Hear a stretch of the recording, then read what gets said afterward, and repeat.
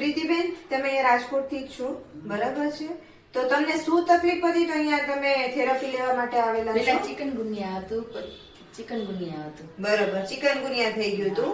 તો પછી તમને શું થયું, શું તકલીફ રહી ગઈ હતી એમાં? પછી ડોક્ટર ને બતાવ્યું. હા, તો ડોક્ટરે કીધું કે લોહીનું સર્ક્યુલેશન નથી થતું, બ્લડ સર્ક્યુલેશન નથી થતું, બરાબર છે? તો ક્યાં દુખાવો થતો હતો તમને? અહીંયા સાઈડમાં, અહીંયા થતો હતો દુખાવો, બરાબર?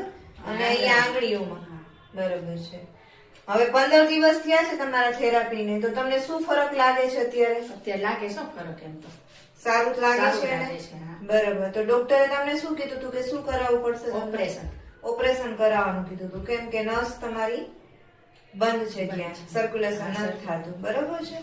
તો આપણે ઓપરેશન વગર પ્રીતિબેનને અહીંયા નસ દબાતી હતી તો એને બહુ સારું છે અત્યારે, કોઈ પણ જાતનો એને દુખાવો નથી અત્યારે. તો એ આપને ખૂબ સારું રિઝલ્ટ મળ્યું છે આ થેરાપીથી. Thank you.